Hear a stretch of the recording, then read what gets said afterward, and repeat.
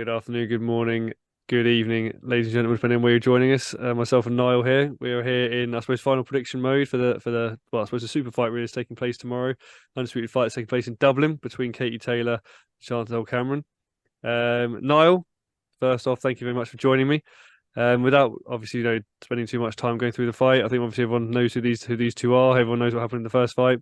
I'm going to go straight into it, Niall, and just go revenge or repeat for you. I'll try to take my biased Irish head off here and say I think it's going to be repeat. I just think Katie Taylor has slowed down too much. She showed the signs of decline for even before the Cameron fight, a few fights before Cameron. She's had a long career.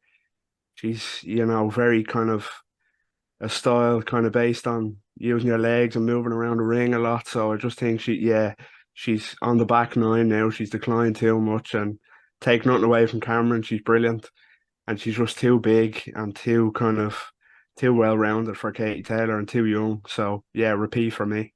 Yeah, I'm gonna stick in the repeat camp as well. But I'm not gonna say at the moment how I think it's gonna finish. I'm gonna come to you now and ask you the question, which is, do you think Chantal Cameron could stop Katie Taylor this time around?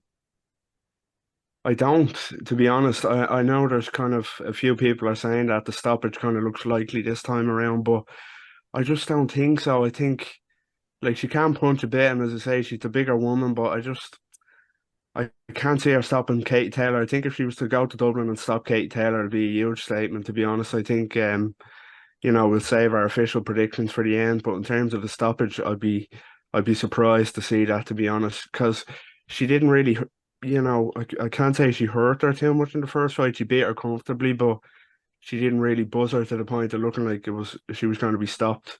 Like say that Amanda Serrano had her really rocked and looked like she was going to get her out of here, but not so much Cameron. So I can't see her stopping her now. Do you think, like you said, the scorecards the first time round, I suppose, what were they? They were 96, 94, 96, 94, and then a draw. So it's a majority decision victory in that respect. Do you expect it to be wider this time, or do you think it'll still be a close nip and tuck fight like that? Somewhere sort of 6-4, or do you think it'll be wider than that?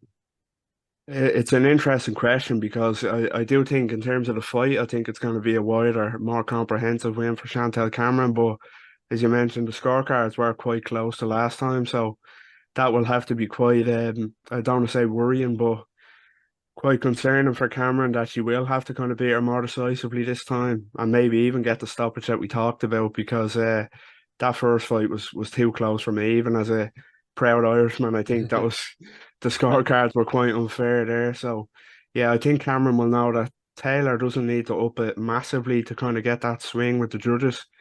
So yeah, but I do think it's going to be more decisive this time for Cameron. Whether the judges' scorecards reflect that or not, I don't know, but I do think it's going to play out that way. Absolutely. You mentioned it there as well. Obviously, the career that Katie Taylor has had. 23 fights so far. Obviously, the championship she's beaten is well known. Obviously, those fights against Serrano, Jonas, Pursoon.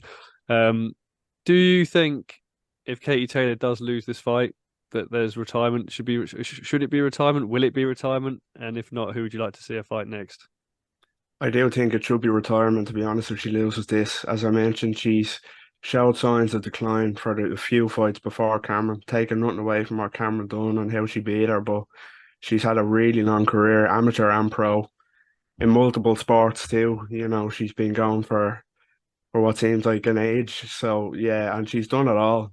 She's done, as I mentioned, the unpaid ranks and the pro game. She's done it all, and she's just every person's time will come at some stage. And Katie's came in the first fight back in May, and I do feel it'll happen again. So I think if she loses again, there's no point in really or carrying on. If she does win, if she does pull off the win, there are a few interesting names that could interest her. I spoke with Owen in the breakdown video. There's the likes of a Serrano rematch. I think we'd all love to see that again, or maybe even a trilogy with Cameron. But there's also Terry Harper, Michaela Mayer, Alicia Baumgardner, who's had quite a controversial week this week. So yeah, there's a few interesting names if she does win, but I think it'd be a perfect time to step away if she loses. Yeah, It'd be I agree with you as devastating. well. I totally agree with you. I think Whether I think she will or not, I think she might go again after this and try and go out on a high. But I do think, again, if she fights someone like Serrano, I'd probably pick Serrano in that fight this time round. I just feel like you say, I think that the signs of decline are in. Not taking anything away from Katie Taylor's been fantastic for a long period of time. But like you said, like 37 now, that those signs of decline are evident, I think. Niall, so what's the word on Chantelle Cameron? Then obviously, if she does win, that'll be two victories, obviously, over Katie Taylor in consecutive fights. She's got a victory over McCaskill as well. Do you think a victory here over Taylor, where for you, where does that elevate Chantelle Cameron? Does she become one of the biggest names in the sport at this point? Like she become a sort of superstar almost after these two victories? Yeah, it's another interesting talking point, and it's one myself and Owen spoke about on a breakdown video. There's in terms of the pound for pound list, I think Clarissa Shields is consensus pound for pound at what she done in the game.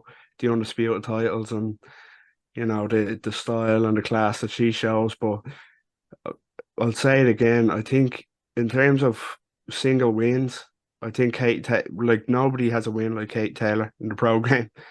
Clarissa Shields' best win is Savannah Marshall, which is a great win for a weight class. And I know there's not many kind of star names around the higher weights for Shields to beat, but in terms of that singular win that Cameron has, there's definitely an argument to put her pound for pound number one, and especially if she was to go and do it again.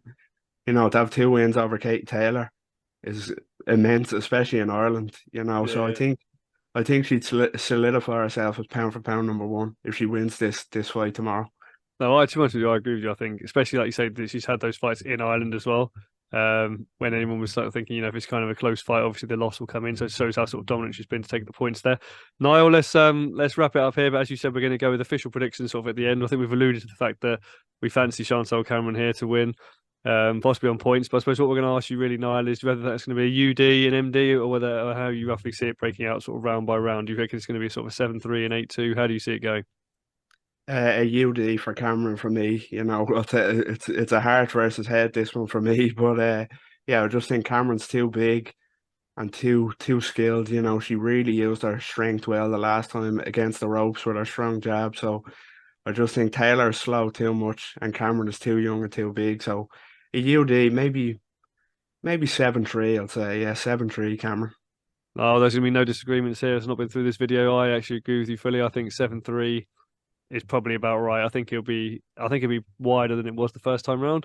But again, I think 8-2 in Ireland it would almost be unheard of, surely. So I think for me, 7-3 is sort of what I'm thinking, and also a UD as well. So those are the tips that if you're betting men or women, then those are Niall and I are going. Feel free to listen to us. Feel free not to listen to us, but check out the fight tomorrow night, and we'll be back obviously to review the fight as well. We've got other content, obviously, interviews and various sort of like Niall alluded to there, big fight breakdowns, interviews and reviews and previews of the undercard fights happening as well. Niall, I'd like to say thank you very much for joining me, and as always, guys, thank you very much for watching.